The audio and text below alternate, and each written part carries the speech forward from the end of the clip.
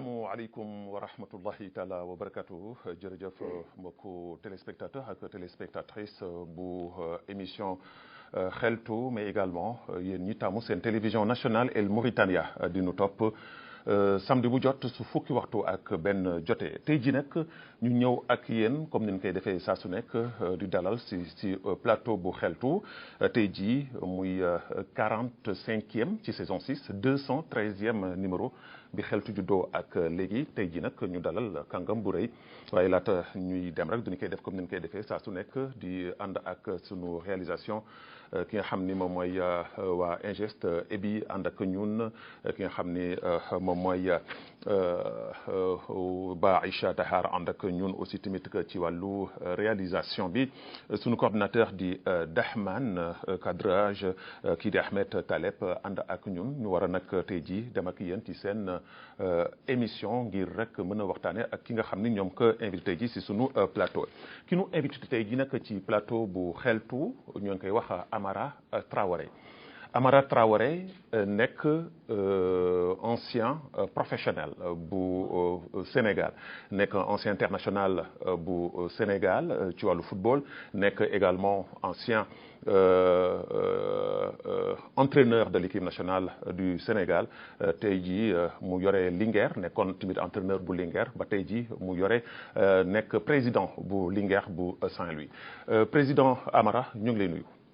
waaw Babacar maa ngi lay fay di kontaan di am kontaan trop di ñëw ci émission xeltu tey bi nga xam ni maa ngi fi di am aussi mbégte vraiment di ko def fii ci Nouakchott donc xam naa ni bu ñu xuusee dañuy wax li tax ñu ñëw fii donc vraiment di am fierté di am xam nga tey doomu Gendar doomu Gendar bu juddoo Gendar ci taatu géej gi ko xam Njaago xam Mauritanie mu longue histoire tey ñëw fii ci plateau ci comment ça s'appelle siège télévision nationale di waxtaan ci vraiment dama ci am mbégte bu rëy di am fierté bu rëy surtout doomu Gendar quoi doomu Gendar ma nekkee xale la je me rappelle très bien parce que dafa am complicité bu dafa am complicité bu am ci Gendar mool yi man mool laa doomu mool la donc daan dem géej et de suite tey dafa ma rappelé yu bëri quoi dafa am daal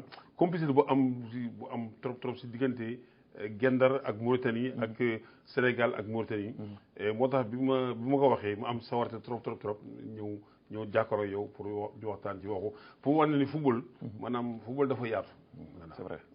c'est vrai président ma lay delloo mbégte mi mbégte bu rëy la tey jii télévision nationale Mauritanie di la invité li day wan rek ni maanaam relation fraternité bi nga xam ne moo nekk ci diggante ñaari réew yi muy relation boo xam ne ci wàllu diplomatie ci wàllu sport maanaam sport yooyu yëpp dafa nekk loo xam ne lu dëgër la ci diggante Mauritanie ak Sénégal président ñu ñëw ci waxtaan wi d'abord dama lay laaj tey jii en tant que président de la Linguère lan moo leen indi tey jii Nouakchott tey jii yéen a ngi Nouakchott pour quelques jours lan mooy objectif bi.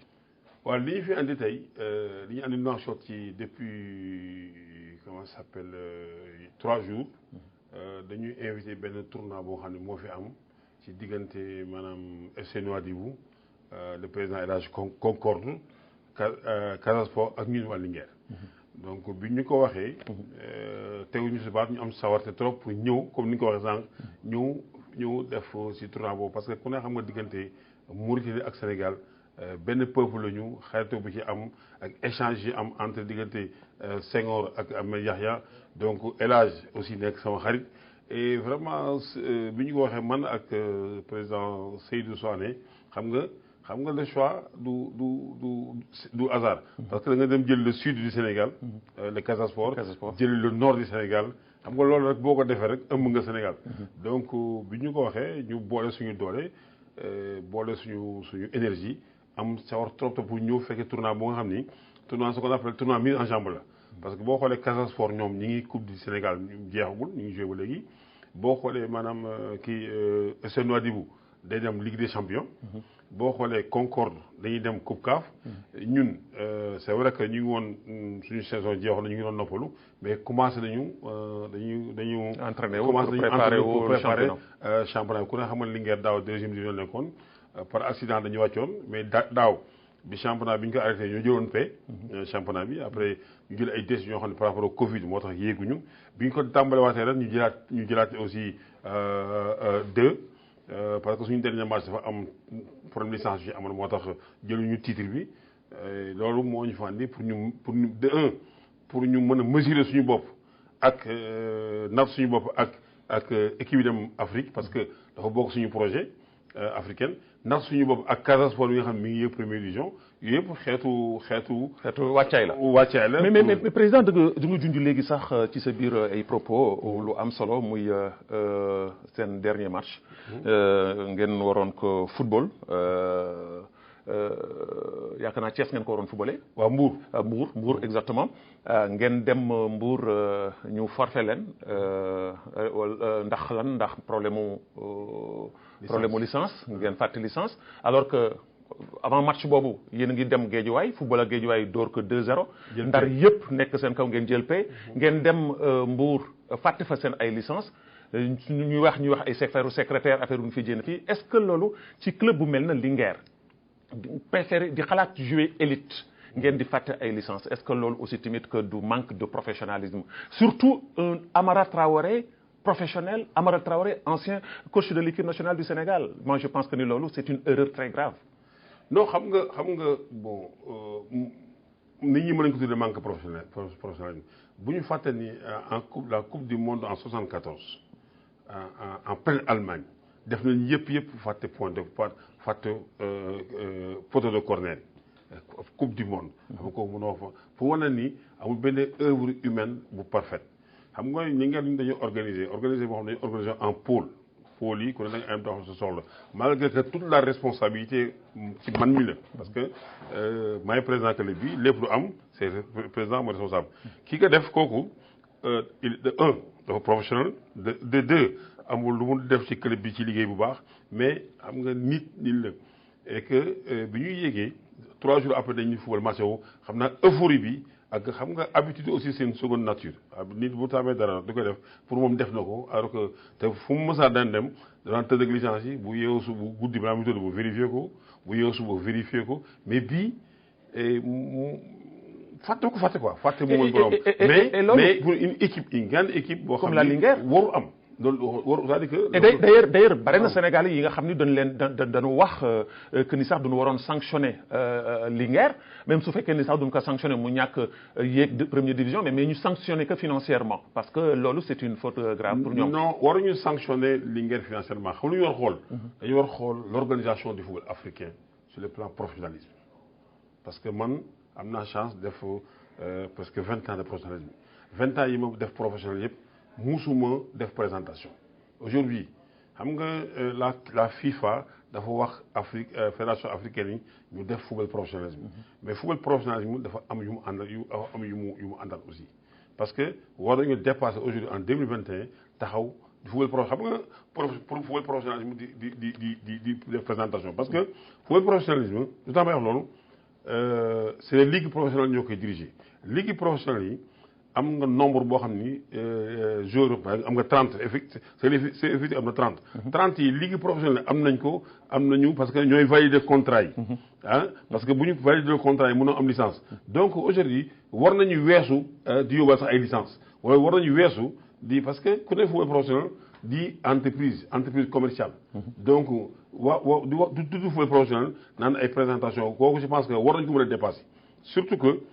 actuellement dañu suñu boo xoolee muy Sénégal muy Mauritanie muy Guinée muy tout ce qui est là ñu ngi def ay jéego yu rëy mais la question maintenant bi ñu war a posé wu man affaire bi malgré maintenant mais am na acte bu ñu ci posé mooy est-ce que suñu pays waruñu xalaat maintenant ci loolu parce que damay ñëw ci dañ manière analytique France man may fa football 20 ans yëpp bu ñu mosuma taxaw ci arbitre presse dañuy ñëw ñu jox la si arbitre vérifier la si bi vérifier ko au niveau de la ligue nit ñi football donc aujourd'hui les délégués. pour yow tey jii war nañu dépasser. fu ñuy jëlee ay licence di ko enregistrer. parce que xam nga tax. effectivement parce que xam nga tax Babacar. tey mën nga dem football yi maanaam si benn dëkk étranger si benn par exemple Mauritanie Concorde dem football Nouadhibou mais waa ji dëkk nekk Ouadam bàyyi fa licence yi kenn jaar ko ci ginnaaw jël licence yi mais est-ce que kooku xam nga loolu dañu war mais diggante bu ñu duggee stade ak fi arbitre. alors que technologie avancée na. avancé na tout à fait. donc am nañu ay délégués am nañu commissaire li ñu war a xalaat mooy jox na ay tablettes. jox comment ça s'appelle commissaire yi ay tablettes jox arbitre yi même ñu am ko pour que bu ñëwee ñu vérifier xool ainsi de suite. est-ce que loolu vous y pensez yéen aujourd'hui au niveau du Sénégal. waaw mais ku xam nga bon malgré. parce que yow xalaat nga ko est-ce que tey jii yow proposé nga loolu. mais xam nga Sénégal nag moom macha allah yàlla def nañu loo gis bu amee rek gars yi dañu jël ay mesures. mais acte bi Linguère posé maladroitement je pense que war na tax ñu saytuwaat. même yenn pays aussi saytuwaat ci xool lan la ñu mën a adapté wu par rapport à ça parce que aujourd'hui football professionnel comme je l'ai dit c'est des effectifs yoo xam ne ñëpp xam nañ ko war nañu weesu naan dañuy taxaw présentation non kooku war nañu ko weesu. mais am na beneen erreur sax boo xam ni moo gën a monumental parce que xëy na lii da ngay wax ni l'erreur est humaine mais est-ce que erreur répétée aussi tamit que des fois comme ni damay dellu soir rek du manque de professionnalisme parce que après loolu gis nañu ni def nañ tiré nañ leen réserve yéen waa Linguère ndax waroon ngeen football ak J Fatick si football loo xam ni trois joueurs amateurs lañ leen autorisé woon vous avez fait jouer presque plus de 3 joueurs amateurs est-ce que loolu tamit que bokkul ci loo xam ni aussi tamit war ngeen ci taxaw seetlu bu baax a baax. parce que Saint-Louis suñu ko waxee ci footballu Sénégal.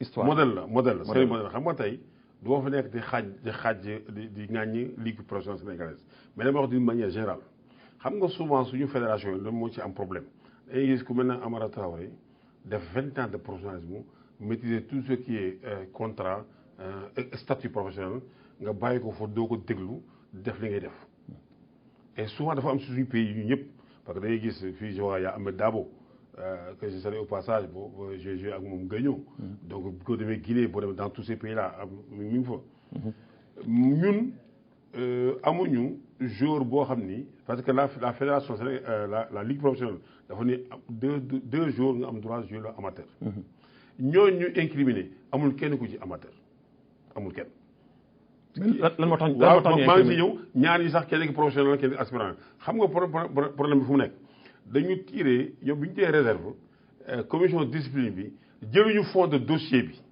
pour xool jour bi ñu wax tey c'est vrai que contrat yi moom su ma la woonoon su ma ko nekkoon naa la woon ne jour ñaari jours yi ñaari ñëpp c'est des joueurs professionnels keneen ki aspirant la mais par contre dañuy am machine bu bees bu ñëw machine bu bees boobu bu ñëwee day am amateur sous contrat man musuma xam amateur sous contrat j'ai jamais vu ça amateur c'est amateur y a pas d'amateur sous contrat donc xam nga moo tax jafe-jafe yi la mooy am léegi comme machine bi xamuñu comme aspirant ak stagiaire machine bi machine bi def licence day def amateur sous contrat alors que ces joueurs c'est des professionnels mais la faute ne nous incombe pas la faute aussi ñi ci réserve aussi ñëw waa Fatick. alors après ça. le problème c'est au niveau de la FIFA. bi génnee appareil yi nga xam dañuy kii licence amateur sous contrat alors que ñun suñu joueurs yi ñuy signé loolu yëpp amul benn joueur bu ci nekk amateur soit tu es amateur soit tu es aspirant c'est-à-dire que y a deux catégories il y a catégorie amateur ou statut professionnel statut professionnel mi ngi xam fu mu commencé aspirant stagiaire professionnel boo nekk stagiaire aspirant wala professionnel kooku am nga statut professionnel ou bien nga nekk amateur. alors finalement lan moo ci mujj topp ay sanctions def nañu appel bi ñu def c'est en bonne et due forme et je pense que réserve boobu li nga récupérer point parce que li ñuy wax bi ñu def appel yónnee suñu yónnee contrat yi yónnee yëpp léegi maintenant il est devant la commission de la discipline si c'est ça je vous dis que Linguère fauté wu ci. alors président gis nañu ni bi ngeen di football ak Guédiawaye match capital la mu nekkoon match boo xam ni gëj nañu gis Ndar regroupé wu ci équipe bu Linguère ci match boobu mobilisation parfaite ngeen def ndar yëpp ànd ci mobilisation bi taxaw ngeen dem pour gagner lan moo waral tax ni au niveau de Saint-Louis Linguère depuis seen jamono ñoom 2009 voilà depuis seen voilà donc ngeen di monter ak Casa Sport mais avant sax loolu boobu yéen yow yaa ngi Linguère ñoom Ibrahima Guissé ñoom Insa Ngom ñoom Sadibou Somb temps yooyu nga xam ni Linguère la woon moment boobu duñ daan gis ni Linguère Ndar yëpp duñ daan ànd ci gannaaw mais depuis ay jamono Linguère dafa divisé wu lan moo waral tax keroog contre Guédiawaye yéen ñëpp ngeen songu Guédiawaye dem fekk ka biir Dakar gañe ko alors que su loolu weesoo après da ngeen delluwaat ci ay xiiro ak ci ŋaayoo lan mooy problème bi au juste. xam nga Ndar dafa am ñaari ñaari symbole Ndar yi benn bi mooy Pont Faidherbe benn bi mooy la Linguère Saint-Louis moo ñu boole ñu ñëpp ñaar yooyu boo ci laal rek laal ngoon Linguère et boo xoolee maintenant ci côté sportif Linguère équipe traditionnelle la. équipe traditionnelle la xam nga toujours ni muy tëddee. c'est-à-dire que ñëpp a bëgg am ñëpp ci xër ñëpp ci bëgg am baat ñëpp ci bëgg seen kàddu ñëpp ci bëgg ainsi de suite. alors que bu njëkk ba comme boo xoolee jamono ñu ngi wax ak plus loin depuis 69 équipe Linguère dafa doon dem sous forme association léegi association boobu c'était animation amul yenn enjeux yi donc affectif la nit ñi doon demee mais ku ne xam nga àddina dafa dox ci yeneen secteurs yëpp de plus en plus dafa am maintenant ay impact économique yoo xam ni il faut nga tenir ci en compte léegi impact économique yooyu bi mu ñëwee léegi équipe bi ñuy def ko société maanaam la Linguère SARL la léegi société bu ñëwee dafa am ne nu muy tëddee donc maanaam dafa am ay organisation dafa am ay logique économique léegi sportive logique économique yooyu mu am maanaam day gën a soreloo ñenn ñi si yenn décisions yi mais bu dee ay Samba Linguère lañu donc xam nga boo gérer entreprise ak boo gérer association bokkul mënul nekk yenn logique mooy tëdd léegi yooyu mu andi léegi moo andi maanaam petite division yi yenn divergence yi mais ñun ñëpp xam nga c'est comme parti politique rek même lu politique day am ay maanaam clan ay pas clan day am kii comment ça s'appelle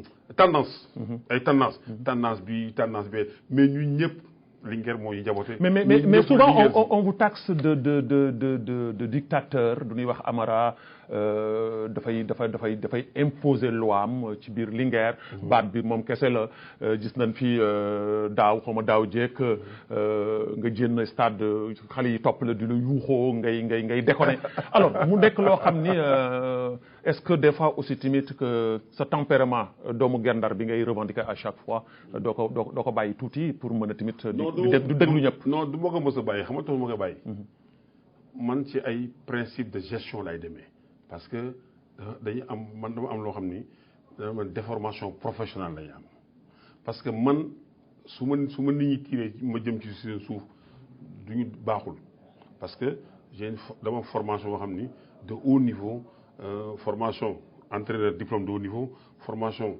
académique universitaire de haut niveau pour gérer une équipe donc su ma toppee si nit ñi si leen neex loolu baaxul foofu ñu jëmee. mais déglu nit ñi tamit dafa am solo. waaw mais booy di nga déglu si dañuy déglu nit ñi mais boo déglu xam nga nit ñi boo leen déglu demuñu maanaam ci li ñuy def li ñuy wax duñ ko teg maanaam ci ay sciences ay principes de gestion. est-ce que vous comprenez. léegi moo tax toujours ñi nga xam dañuy gérer d'une manière scientifique dañuy toujours impopulaire ñi andi ay réformes dañuy toujours impopulaire la preuve damay wax ñaari date man avant may ñëw 2006 2009 Linguère ñëpp a ngi fa woon tout le monde était là. mais pourquoi ma ñëwee 2006 ba 2009 ak méthode bi ma andi ñu jël champion du Sénégal benn date ma dem 2009 2010 ma dem Linguère. ma jóge parce que man ñaari équipe laa am ci seen àdduna ñaari équipe Linguère de Saint-Louis ak équipe nationale du Sénégal. malgré football naa fu ne ci professionnel mais boobu dama doon def sama liggéey mais ñaari équipe yi. muy sa xol muy Linguère de Saint-Louis ak équipe nationale du Sénégal donc 2009 ñu jël championnat des yéeg deuxième division jël coupe du Sénégal dem coupe CAF dem Ligue des champions en moins de 3 ans jël bu kooku maanaam du amara bëgg mais dama appliqué ay principes de gestion de haut niveau. ma dem 2009 ma dem équipe nationale Sénégal ma fa jóg ma dem ba 2015 équipe du Sokhe ma ñëwee nekkaat président nii gis nga logique bu mu jëlaat léegi bu ñëwee première année bi dafa difficile parce que am na yoo xam ni il fallait nga changer ko man bi ma ñëwee 2015 daal équipe day wàcc sama première année dama ne équipe day wàcc parce que boo ngeen xam-xam yi jañu si ko dafa nekkoon dama day wàcc. bi ñu wàccee daaw ñu jël ay xale leen tàggataat boobu tey moo andi lii démb bii ñëwee maanaam mën na sax gars yi dañu xeeb bi ñu suñu xale yi dañu xeeb mais bi bal bi dawee gis nañ équipe bi équipe bu mag la maintenant pour wax la organisation Linguère man maay président bi yaa Masseck Wade mooy secrétaire général exécutif moom mooy def le quotidien du club divisé en pôle yooyu ku ne da nga am sa autonomie donc mu ñëwee ci moom chaque mardi ñu dem ñu réunion te réunion boobu man du ma fa nekk. mais foofu tamit am na lu ñuy wax aussi tamit que ni Abdoul Majib tey jii mooy entraîneur bi. mais Amara Traoré pratiquement mooy imposé moom mooy taxaw di wax yow président nga da nga war a bàyyi l'entraîneur faire son choix même su fekkee ni yaa ko ëpp xam-xam ci football parce que kenn werante wu ko parce que fi nga jaaru fa. mais loolu tamit que dafay nekk loo xam ne aussi tamit que. ndar-ndar yi dañ koy ŋàññi. non du ñu tudd imposé par exemple man Amara Traoré ma ñëwoon Mauritanie ma ñëw fi tey en séjour ban équipe moo dul nangu sawar ma wax sa équipe wax ma ban. amul d'accord naa ko. d'accord nga ko amul. waaw léegi nag man ma nekk président Linguère sama président équipe. léegi am ce qu'on appelle la compétence métier. du ma waxtaan ak Majib su ma gisee luy yàqu du ma yoo ne leen mi ngi yàqu. mën nga waxtaan ak moom. mais ak aussi tamit limite. parce que tamit nit ki mënoo ko dénk aussi tamit moom tamit mu am xam-xamam war ko jénne war ko joxe war am ay choix am ba pare yow tamit nga bëgg ko imposer ci yenn. xam nga amul yow tey nit ñi nga fi toogal pour wax mais amul kenn ku la wax nii Linguère noonu la ñuy demee même ba ma nekkee président Linguère ba ma nekkee entraîneur Linguère 2009 bu ñu naan lépp lu ñu naan def dañu naan toog ñëpp daan toog ñu waxtaan ñu expliquer argumenter loolu génn waaw loolu génn ñëpp loolu la ñu daan def donc bu nee imposé xam nga ñun Afrique dañu bëgg ay yenn mooy imposé dictature yooyu mais tant que nekkoo ci biir xamoo ndax tey ak su ma toll ci football sañ naa ni man Majib defal li mu def ko parce que quand même Majib ça fait 10 ans sama el la nekk parce que nag sa maanaam sa xaleel boo ko yoree di ko formé. boo ko xoolee sax xam na li mu wax. sa taalibe soo ko yoree soo ko xoolee wax. waaw xam na li mu wax donc am na ñoo xam ne ay maanaam ay commentaire la mais dafa bokk ci football nangul naa leen ko. parce que tey xam nga nit boo yoree c'est comme tey ma amoon tey ma nekk informaticien ubbi boutique informatique jël ay xale ñu fay liggéey. man mën naa li ñuy def. mais su ma gisee lu yàqu damay bàyyi kii entreprise bi yàqu. doo ko bàyyi. donc après maintenant ay entraîneur bu ñu nekkee dañuy échange aujourd'hui la Linguère Majib mooy entraîneur bi Samba Keita mooy directeur technique bi il a ses adjoints gis nga bi ma nekkee entraîneur équipe nationale même kooku c'est une logique pour du sax équipe nationale mais entraîneur boo ko si àdduna il doit être dafa nekk moom président en comment ça s'appelle en complicité. amul composition équipe bu mu war a def te war ko président parce que kër gi bu lakkee président mooy njëkk lakk. mais si kaw président bi xam football. mais comme yow d'accord naa ci loolu. waaw mais président entraîneur bi aussi dafa am obligation. former président bi ci loolu. parce que bu ko former parce que dans les contrats yi entraîneur am dañu am obligation pour former maanaam pour expliquer former seen comité ak dirigeant pour former leen ci football xam nga tax loolu xam nga tax FIFA wax loolu. parce que pour permettre entraîneur bi pour président bi muy apprécier.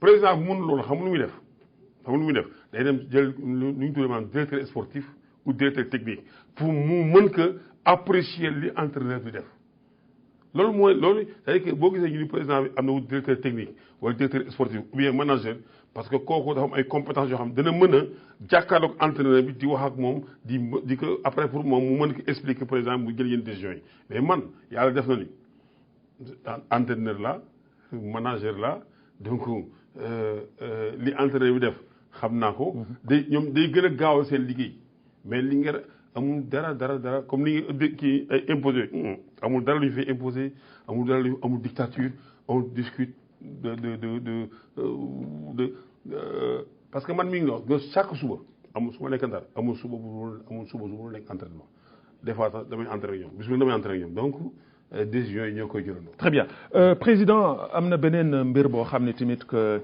su ma la invité ci plateau bi te laalu ma ci wala waxuma ci dana am ñoo xam ni ci ñiy seetaan ñi daan ma poser la question pourquoi touché wu ma loolu muy ce qui s'est passé à la Linguère ci présidence bi parce que am na ay jamono tàngoon na trop ci wàllu xëccoo li nga xam ne mooy présidence bi Baba Aïdara am na ay jamono yoo xam ne dafa taxawoon ni moom dafay ñëw buux la pour nga dem est-ce que mën nga nu dellu ci loolu lan moo xewoon au juste ba gaa ñi bëgg la buux.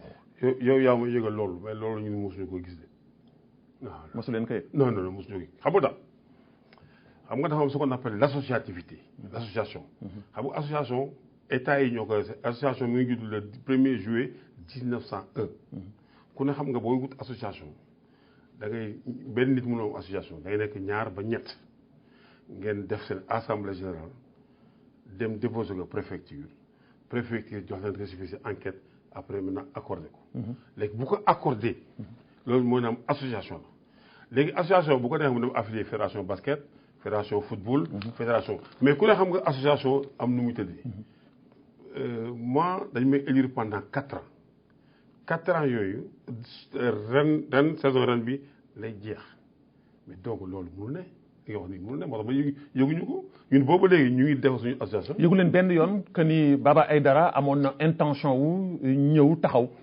non sa kanam. non xam nga wax naa expliqué naa la ko. d'accord naa loolu. xam nga instance mais xam nga même su fekkee ni ñëwul pour tey ji taxaw parce que mënul ñëw fekk la ñu fal la 4 ans mu ñëw bëgg xuus pour la jénnee ci 4 ans yi matul mais mën na wane boppam coow li am mu taxaw carrément ni kii dama ko bëgg a buux. waaw xam nga instance dafa am nu muy demee instance réunion hebdomadaire la. ak comité directeur ak assemblée générale. loolu mooy instance. moo tax man la yëguñu loolu. très bien mais maintenant. ma Pathé. wala ma Samba ma Demba dem toog fay am intention ça n'engage que lui. waaw que ñun ça n'engage pas. waaw mais président Amara. président Amara nan nga mën a jàngatee aussi gérer une équipe d'élite wala bokk boo xam ni tey jii ci symbole wala ci jaar-jaaram ak ci taxawaayam ak ci turam. comme la Linguère de Saint-Louis ñu fal la président nga bàyyi ka fi dem Guinée dem fële lu mu tuddati sax Guinée Conakry ci beneen équipe bu mag bu mel na Orea taxaw fa amee fa yenn responsabilité nan nga mën a occuper ñaari responsabilité yooyu. est-ce que loolu tamit bokk na ci tamit que li nga xam ni un professionnel comme yow war na ko def. waaw mais Babacar yaa ngi may bëgg a jaaxal nag ah. xam nga may bëgg a jaaxal. tout à l'heure sànq yow yaa ni ma. waruma wax. yaa ko wax fi nii yaa ko wax parce que su ma nee yow la mooy nit ñi que waruma wax ci équipe bi. dictateur la. non war nga wax mais quand même nga boole ci nit ñi nga dégg ak nit ñi. waaw non dafa am fu ma jëm foofu. voilà c'est ça waruma wax. waruma dem liggéey léegi lu ma war def man lan laa war def man lan laa war def. mais waroo liggéey. waaw mais da nga yore club. mais club mënoo yore club président. mais war a gérer lépp lu ciy dox bàyyi ka fi dem Guinée. waaw mais club liggéey la. club du liggéey. léegi dama lu may liggéey. mais lan mooy sama liggéey mais bon kooku moom mënu ma ci xuus parce que xëy na am nga ay affaires yooyu lijjanti. waaw loolu moo tax mais fi nga jógee Linguère dem Orea bu Guinée. mais ñaari club la Kaloum. voilà Kaloum du moins ñaari équipe la. léegi loolu laa lay expliqué. moo tax ma ni dañu war a xool maanaam. bu gisee moo wax la loolu. dañu war a xool suñu texte ak li nga xam ne moo ëmb football Sénégal ak football Afrique parce que le président de club il est bénévole président association c'est bénévole. xam nga dama ne association moo tax mën nga nekk président nit mën na nekk président 50 association mën nga nekk président. ba léegi waxuma club de parce que club association la. bu la ko fàtti. moi je suis président de l'association de la Linguère de Saint-Louis boobu tey bu ko neexee mu def basket bu ko neexee mu def football bu ko neexee mu def tennis bu ko neexee mu def loolu mooy association. moo nag aussi mën naa nekk beneen président association mais li mu mënul nekk mooy benn président moo xam ni jiite ñaari association ñaari club yoo xam ne dañuy affilié à la fédération sénégalaise parce que fédération yi moomuñu association les associations appartiennent aux États loolu mënul ne donc association boobu ma nekk président booba man maay président bi te c'est bénévole. ñi fa nekk ñëpp c'est bénévole man sama fonction c'est entraîneur professionnel. léegi comme que texte yi suñu texte yi terew ma loolu mais su ma neexee. nga dem wuti koppar bien sûr te bu ñëwaatoon tey dama koy defaat. mais tey lan xam nga lan moo ma ko mën teree defaat tey.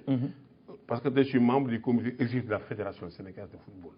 Là maintenant c'est sur le plan national léegi nag ñaari pays ñooy dañuy par exemple Sénégal ak Mauritanie dañuy jokkante loolu texte yi moo ko may. lan moo tax doxul fële ci Guinée ba nga demee. non Guinée dama fa signé woon c'était manager consultant c'était pas l'entraîneur. d'accord manager consultant. manager consultant laa fa signé woon. pour andi wutale leen entraîneur wutale cher. qu'est-ce qui n'allait pas. mais comment si ça allait kay. parce que bi ñu ñëwee entraîneur moo fa àndoon mi ngi commencé woon liggéey bu baax Sénégal soxla muy Jaraaf soxla président Cheikh Seck woo ma moo waxanteeg président ba ñu nangu bàyyi Cheikh mu dellu Jaraaf gis ngeen ko liggéey bi muy def donc muy doon dox donc ça va. très bien président ñu ñëw ci say ambition parce que am nay jamono nga amoon ambition aussi tamit que ci ligue bi. am nay jamono coow li jóg Amara dafa bëgg ligue bu Saint-Louis. lan moo tax nga dellu gannaaw c'est parce que da nga xalaat ni docteur Dia poids lourd la soo demee dalay battre loolu moo tax nga renoncer si sa ambition boobu. xam nga ligue Saint-Louis bu ne président ligue la parce que ren dafa am Sénégal dafa am lu ñu maanaam lu ñu tuddee consensus. dañu demee consensus. Linguère institution bu dañ ne Linguère. mënul dem Ligue de Saint-Louis te am candidature donc mënul ne parce que la Linguère boo xoolee ci histoire et évolution Ligue de Saint-Louis souvent c'est les président Linguère ñooy nekk maanaam président. et ba nekkee président Linguère aussi c'est logique sama institution Amara institution incarnant l'institution la structure de la Linguère ni candidat pour la Ligue mais dañuy consensus. booba président Dia dafa ne day bàyyi na football bàyyi na ligue bàyyi na lépp. donc man lu def président sama candidature. après bi ñu waxee consensus boobu moo dellu soit Dia mu ni dafa effectivement président ligue yi wax ak moom ni ko toog bi mu loolu aussi mu ñëw seet si ma mais il faut pas oublier que Dia c'est le président d'honneur de la Linguère parce que nous tous nos anciens présidents c'est des présidents d'honneur. bi mu ñëwee pour nekk président d'honneur Linguère yi ñëw seet si ma. ni ma lii am na ak am ni waxtaan biir néeg la bu ma waxee loolu ni ma léegi man ko leen am na man du ma xëccoog yow te mosuma xëccoog yow comme que bëgg nga gars yi waxtaan nañu. bëgg nga delluwaat. donc voilà léegi nañ ko def sous forme consensuelle loolu moo andi ma bu ñu nee ma retiré sama candidature bàyyi ko mu compter mais ku ne bu fay xëccoo rek ku ne xam nga mën naa xëccoo. mën nga xëccoo mais la nga cay fekk. mais xëccoo kay dina mën na ci am xëccoo. dina mën ci am et souvent je sors vainqueur de mes dans mes compétitions. président Amara. am na loo xam ne aussi comme ni ko terme boobu di waxee. mais man li ma xaw a jaaxal mooy ci fédération sénégalaise bu football. Amara Traoré duñ ko xamoon ci benn position boo xam ni radical am na ay jamono yoo xam ni yow ak le président Senghor neexoo lee woon voilà bien vrai que ni moom moo la fi jëloon entraîneur nga dem entraîneur ci sa parcours boobu xam ni parcours la boo xam ni ñëpp ko salué woon nga def ci éliminatoire yoo xam ni mosul woon am ci Sénégal nga dem Coupe d'Afrique muy fama Guinée équatoriale boobu nga dem fa jël fa 3 défaites 2 buts à 1 mu indi woon coow même le doyen Ablaye Diaw je pense que ni c'est le seul bi taxaw wax ci médias yi ni erreur bi gën a mag ci erreur bi Sénégal def surtout la fédération mooy bi nu dàqee Amara Traoré parce que mu ngi doon liggéey bu am solo alors tey jii ñu gis ni tey jii fédération bi changé na xëccoo amoon na diggante Madi Touré ak Senghor nga ñëw fekki Senghor alors que ñëpp duñ doon gis ni Amara Madi la war a àndal ndaxte vision yi ak xëy na idéologie ñoom ñoo bokk lan moo waral loolu lu tax choix boobu. xam nga affaire yi bu ñu ko def personne parce que man Augustin Senghor man ak monsieur Augustin Senghor mosuñu am problème personnel problème structure la woon xam nga dama fekkee maanaam Sénégal entraîneur yu fa jaar yu bëri bu doon am problème rupture de contrat dañuy toog ñu waxtaan ndax fédération sénégalaise de football ak état du Sénégal. mais booba c'est-à-dire que man tam j'aime bien di poser di teg ay actes. donc bi ñu demee CAN maanaam am fa 3 défaites ak parcours bi bi il me restait 3 ans de contrat. donc man li ma bëggoon mooy ñu toog ñu waxtaan. waxtaan boobu amul la fédération amul te bi ñu waxtaan pour wane sama bopp moo tax ma dem justice mais may dem justice xalaatuma woon que maanaam xam nga mënoo am ni Linguère mooy sama équipe nationale mooy sama équipe di teg loo xam ne gàllankoor boo xam ne day tegu ci li nga bëgg si bu ma amee benn regret ci àdduna mooy bi loolu amee xam nga justice doo ko maîtriser. bu amee ñu tëj compte de fédération et ça m'a fait mal et ba léegi ça m'a fait mal parce que musuma xalaat loolu parce que xam nga justice yi. xanaa diisoo woon ak sa jóge wala parce que am na ñoo xam ne xëy na maîtriser nañu loolu. waaw mais mooy xam nga affaire justice la bu wala da nga topp woon sa mère. non justice bu enclenché woo rek enclenché na mënatu dellu ginnaaw mais li ma gën a métti ci ma àdduna si benn tache noire la moo métti ci football sénégalais yi mooy loolu am ñu tëj compte fédération Sénégal parce que tëj compte yi maanaam dañuy empêcher xale yi football. empêcher footballeur yi football même ñu ngi football mais ak difficulté et ça day ante parce que maîtrise ma ko honnêtement ça je fait un aveu de taille. loolu la moom mais si affaire boobu loolu moom ci métti mais par contre li ma bëggoon mooy ñu respecter maanaam l'entraîneur local l'entraîneur sénégalais l'entraîneur africain parce que souvent si bu fekkee entraîneur étranger yi ñëw dañu leen teg ci yoon bu ñu leen di ci yoon ci lépp ba même bu ñuy dem sax dañu leen teg ci yoon mais bu dee ñun la donc non yoon boobu du am. et tey loolu mën nañu wax ni am nga raison seen kaw parce que Aliou Cissé mi ngi fi depuis boobu ba léegi te tey jii il fait la fierté de l'Afrique et du parce Sénégal. que balaa may ba ñëw foofu. parce que loolu ma doon bañ loolu ma doon nangoon après toog nañu waxtaan ma ne ko Augustin trouver accord. un consensus bu gaaw à l'époque. donc loolu ma doon tey mën nga ni loolu amoon xam nga vie entraîneur dafa doy waar ku ne xam nga ni parcours entraîneur. dafa doy waar c'est-à-dire que dem nañu parcours bu doy waar bu yéeme. exceptionnel am CAN am 3 défaites. et bon ñu bëri wax nañu erreur la. donc ñu jëlee ma fa gaaw jëlee ma fa andi benn entraîneur gis qualifié wuñu mais peut-être est-ce que loolu si les fédérations yi jàngat tey moo fi bàyyi Aliou Cissé boobu léegi ku ne gis nga résultats yi ñu def qualifié Sénégal coupe d'Afrique quart de finale lu gëj am qualifié Sénégal coupe d'Afrique encore dem finale.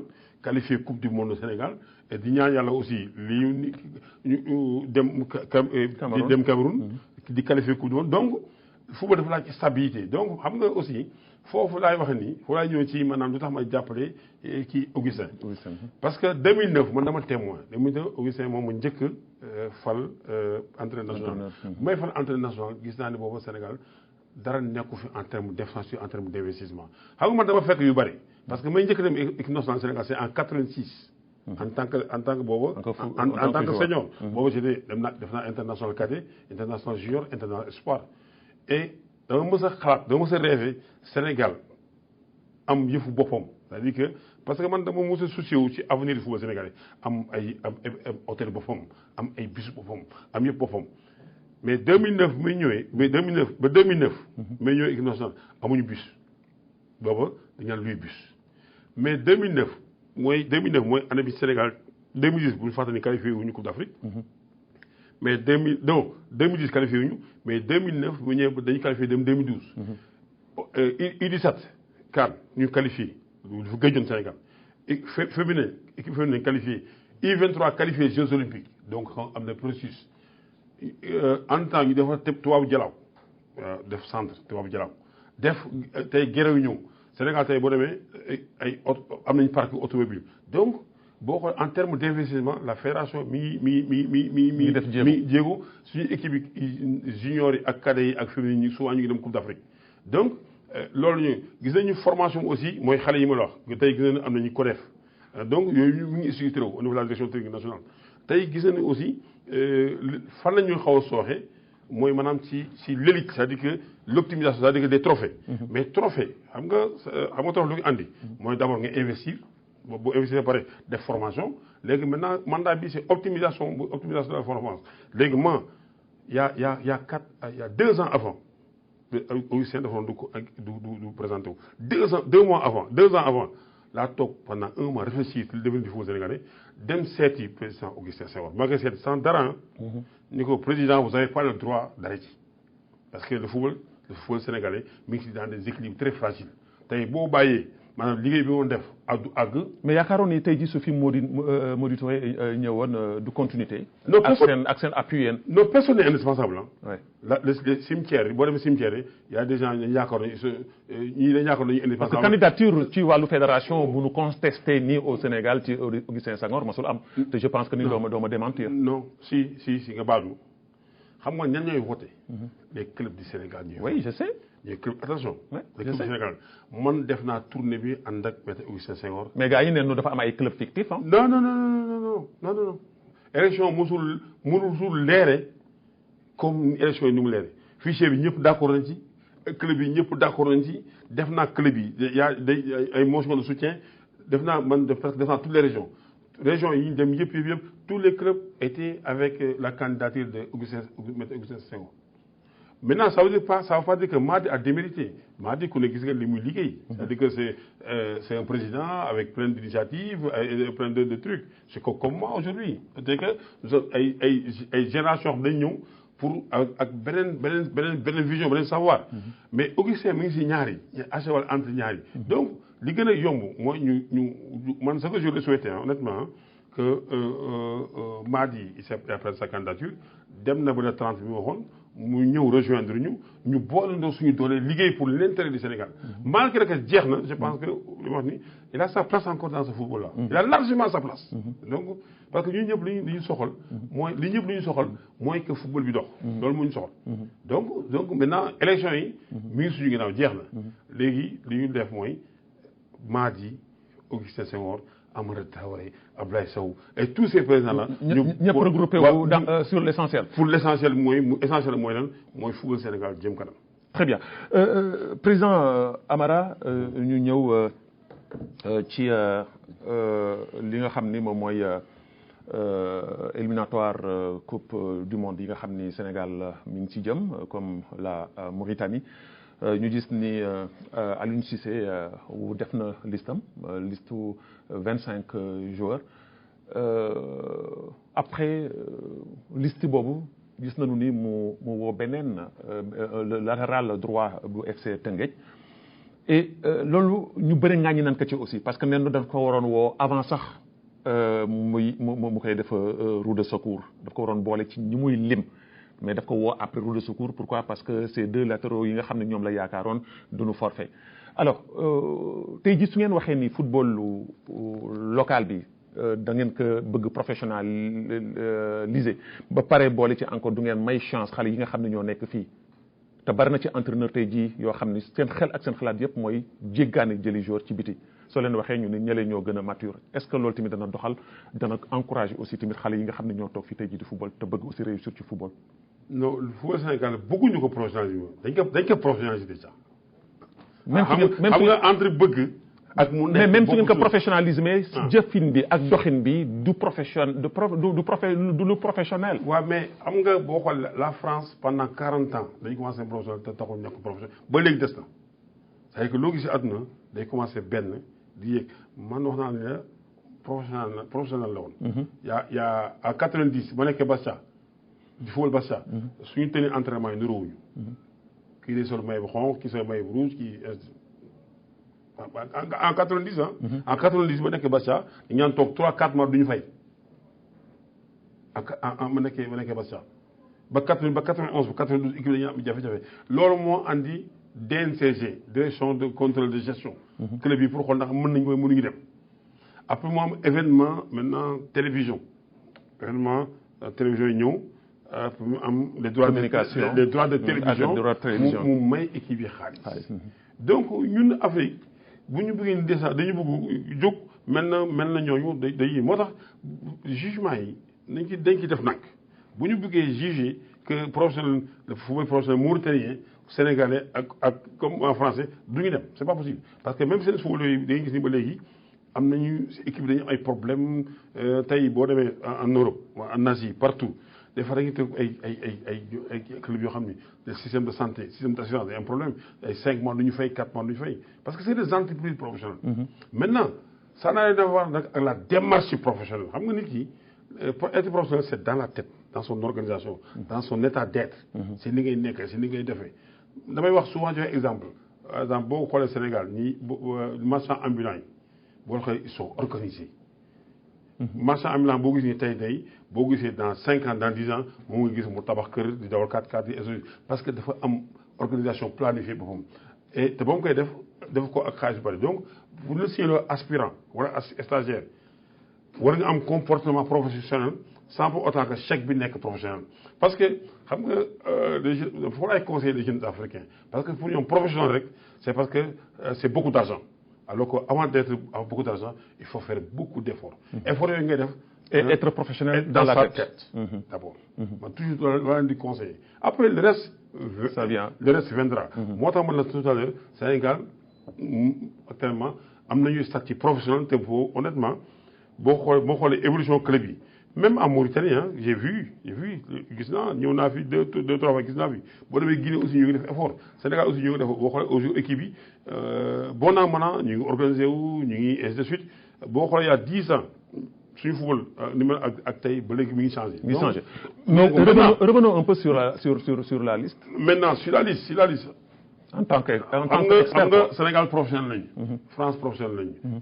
Allemagne ainsi de suite mais l'entraîneur national il dafa nekk pour jël les meilleurs du moment et sans état d'âme ni d'émotion parce que moi j'ai été sélectionneur maintenant on peut mettre une politique boo xam ni par exemple sur 25 jours boo leen jëlee nga def fi 4 locaux 3 locaux pour booster le football local mais ça. mais d'accord naa président nga jël meilleurs yi d'accord naa nga jël ñi nga xam ni ils sont meilleurs. mais su fekkee ni xam nga parce que l'autre match maanaam match bi Sénégal yi passé gis nañu ni Moustapha Nam la ñëw jël ko pour mu sauver maanaam mu dépanner sur le côté droit alors que il y a des latéraux capables même dans le championnat du Sénégal yoo xam ne su professionnel blessé mën na leen remplacer. comme le gars du FC Teungueth. mais bu fàttali Teungueth FC. l'année dernière dem nañu ba phase de poule. Jaraaf dem nañu ba phase de poule. La grande équipe d'Égypte. avec Chiata xam nga ñan la woon. c'était Zamalek c'était benn équipe National Caire. c'était ñooñu la. ñooñu c'est des équipes yoo xam ni ñoo daan jouer souvent Ligue des Champions. bàyyi demi-finale finale.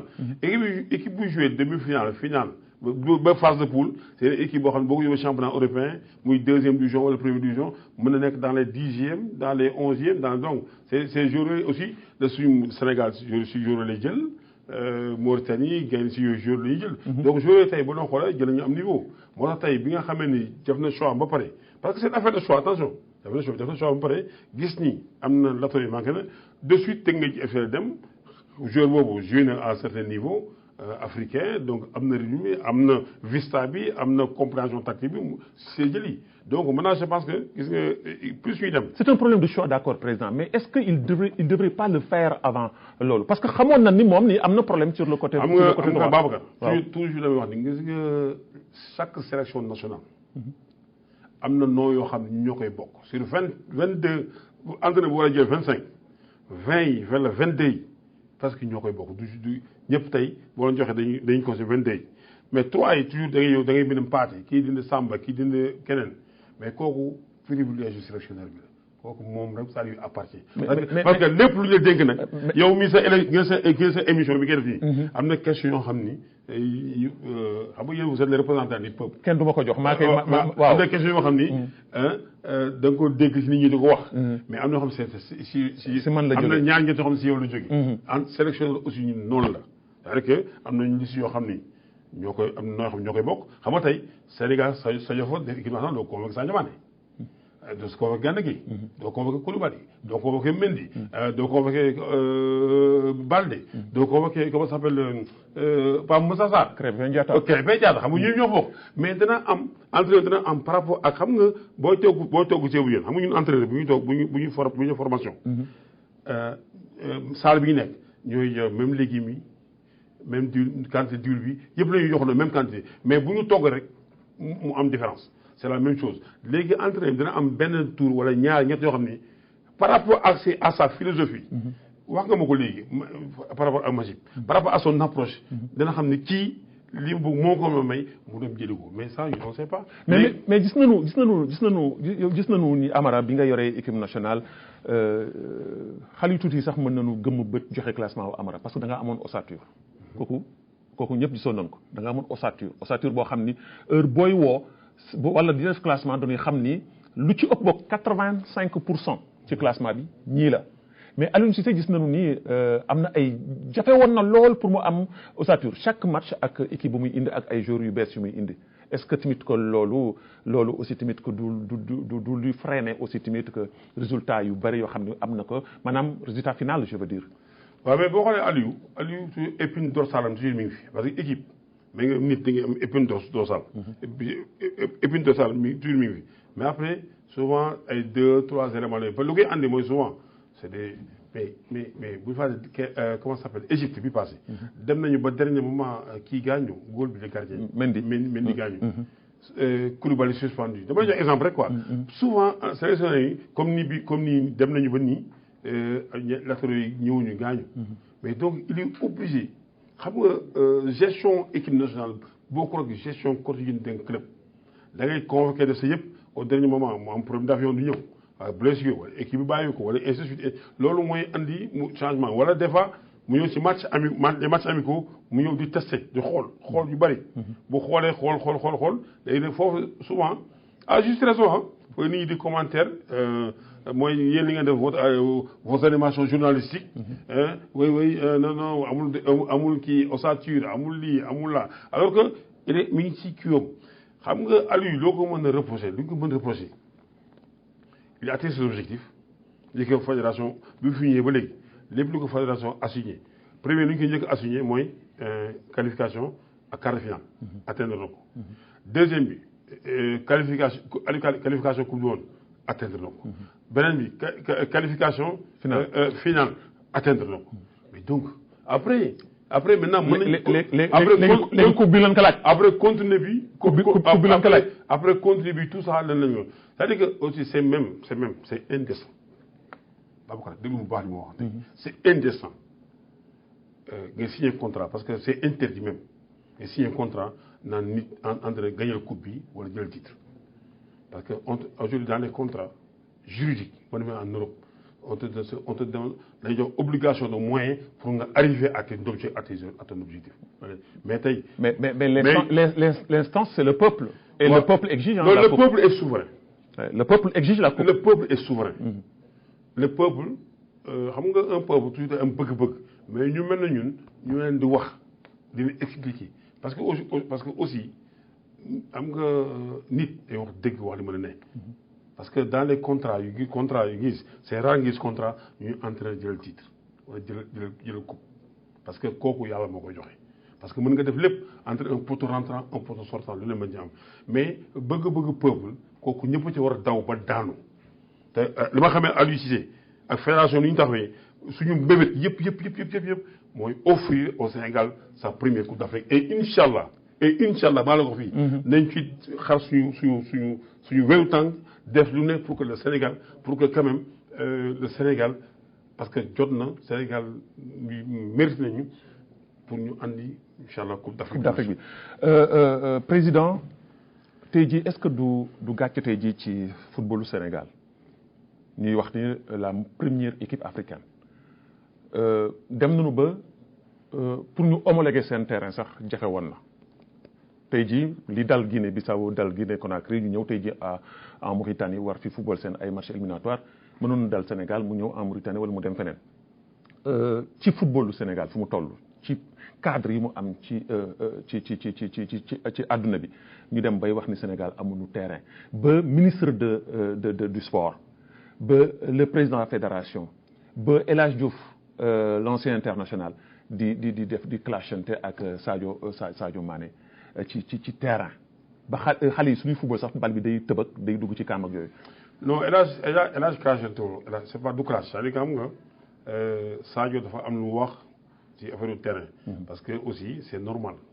booy ñëwee jóge Liverpool du boo terrain ñëw pour. mais est-ce que loolu yoon la ci ay ci autorités yi lu mel ne ministre lu mel ne fédération di wax di wax ni fii du Liverpool. pour jox le maximum de chance andi Sénégal ay ndam saa yi loolu ko jëlee. maintenant je vais te naa la wax leen gis nga même bu ñu defoon terrain bi dàq Liverpool. ñu ko defoon. boo jógee Sénégal boo jógee Europe di ñëw foo ci Afrique déjà tu perds 20% de tes moyens en termes de climat en termes de logistique de voyage en termes de partenaires d'hébergement en termes d'hébergement tu perds tout ça. man nga loolu Sadio wax ci 20% yooyu laa koy teg parce que ñun ba ñu foo c'était plus dur ah. ba nekk international c'était plus dur. maintenant ñoom seen génération c'est normal aussi mooy la wax ñu tirer le Sénégal vers le haut. mais est-ce que kilifa yi fauté woon ci communication fauté woon ci communication. non xam nga fu ñu fauté. parce que quand même bu ñu fàttalee Afrique de l'Ouest ñoo fi njëkk am terrain bu gën a baax muy stade Léopold. mais gestion amu fa. voilà foofu laa jëmee ñëw Afrique de l'Ouest terrain bi gën a baax même à part le Maghreb stade bi gën a baax ci Afrique noire mu ne Sénégal bokk mu stade Léopold Sédar Senghor. Sénégal 80 bu ñu fàttalee Sénégal 92 mais problème bi ñu am mooy problème gestion. ak problème politique parce que aujourd'hui xam nga boo amee dëkk boo xam ne y a 7000 clubs te xale yooyu dañu war a football dañu war a parce que ça aide beaucoup le pays. Abdoulaye Wade bu ñëw mu def benn politique boo xam ne def si terrain yi même terrain synthétique yooyu ñu defaroon sax mi ngi commencé abîmer wu. mais donc Sénégal ñàkk problème terrain def nañu am nañu terrain mais terrain suñu terrain bi nga xamoon. mais les terrains ne sont pas praticables. waaw fa laa jëm si les terrains bi ñu defoon bi nga xam ni ñëpp dañu ko newoon muy stade Léopold Senghor dañ ko yàq parce que surutilisation parce que moo fi nekkoon. mais tey boo demee Diamniadio ñuy defar terrain boo xam ne un terrain ultra moderne. moi je pense que fii léegi d'ici un an affaire terrain Sénégal kenn dana ko waxati. maintenant li am kenn feeru ci kenn kontaanu ci parce que comme ni nga ko waxee day na Sénégal ak cadre. ak maintenant personne de ressource tey ñu am problème obligation terrain c'est un problème. mais kooku même le président Macky Sall woote na benn conseil présidentiel par rapport aux infrastructures c'est-à-dire que pour régler ce problème là rapidement et définitivement nga xam ne dootuñu ci waxati. très bien donc vraiment Sénégal taxaw na pour régler ce problème là. très bien ñu ñëw ci dernière question ma dellu soit toujours sur la Linguère de Saint-Louis parce que ñoo ngi may def signe émission bi presque jeex na.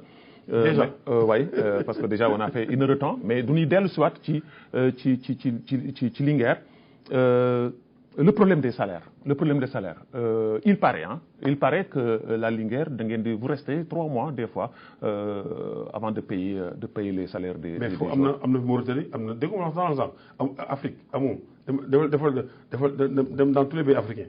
mais lan moo waral loolu seen capital moo. non manque de moyens aujourd'hui le problème du football africain le prochain c'est un problème de financement du sport amul benn équipe ici en Afrique. boo demee dans le Maghreb boo demee aujourd'hui en Afrique centrale boo nii Mauritanie fii boo demee Djamena boo demee Sénégal boo demee Guinée c'est dans tous les pays c'est la même chose parce que nag man ci football bi laa bokk xam naa tous les profondeurs xam naa tout ce qui se passe li ma wax nii c'est pas seulement propre à la Linguère c'est dans tous les clubs du Sénégal dans tous les clubs du Sénégal sauf maintenant le club yi nga xam ni ñoom étranger danañ jox chaque année xaalis su bare parce que c'est des partenaires mais sinon c'est pas possible sinon c'est la poche du président et puis les stades c'est recette guichet amul c'est nul sponsoring amul mais donc xaalis na gën ko luxus.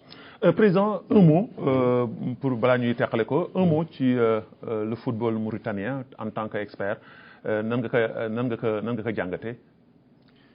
non moi vraiment c'est un football vraiment émergent parce que quand même boo xoolee aujourd'hui en termes d'organisation du football mauritanien vraiment man saa yu ma ñëwee fii je suis émerveillé très objectivement parce que quand même ñun on parle sans état d'âme sans émotion. parce que am nga entraîneur c'est un homme de constat et boo ñëwee Mauritanie quand même tu vois que quand même c'est en termes d'infrastructure en termes de formation en termes de compétition en termes de compétition Nouadhibou ils étaient parce que moi ñoo naa fi c'est Orea c'est Nouadhibou je les avais éliminés en 2014 dama ñëw fi defee dem fait gagner 3-1 Aujourd'hui, SC Nouadhibou, ils sont en Ligue des Champions et en phase de poule. Concorde, ils ont été passé. Tabrezini, il y a un Daoumou éliminé. Donc, en termes de compétition internationale, club, comment ça s'appelle, nation, qualifié une champ, 2 fois. Qualifié 2 fois Coupe d'Afrique. Qualifié une Coupe d'Afrique. Donc, aujourd'hui, Demba, le président Amaya, candidat à la CAF, en termes d'infrastructure, les AM. Donc, vraiment, je pense que, et je pense de plus en plus, l'État mauritanien prend conscience de l'impact du sport sur la population et sur l'économie.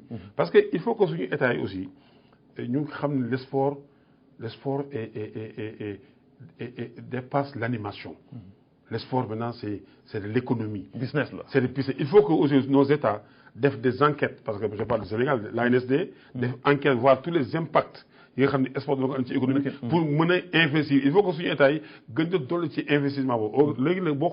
Par rapport au football mauritanien, et vraiment, moi je pense que sous peu de temps, sous peu de temps, nous avons Mauritanie demi-finale la Coupe d'Afrique ou le vainqueur de la Coupe d'Afrique. C'est ce que je le souhaite. Président, voilà, très bien, merci. Rumeur yi daw nag ni Amara mi ngi waxtaan ak waaye ASC Concorde, c'est vrai ou c'est faux? Non, il ne faut pas y aller. Non. Voilà. Tu sais, Amara, il est national, il est international. Moi, je suis un panafricain. Et que, pourquoi aujourd'hui, des fois, dañuy jóge fii ñun Afrique dem di wuti ay dem France pour que ñu ñëw def échange entre direction technique yi, échange de formation, échange d'expertise. Donc man foofu laa toogee aujourd'hui man je suis un consultant et que képp koo xam ni mën naa dimbali Afrique sans pour autant que mu lor sama réew je le ferai, je serai ouvert. Très bien. Pour conseiller. Très bien. Président, émission bi jeex na tàkk ma bàyyi la ci 30 secondes nga tàggoonteeg mbokku téléspectateurs yi.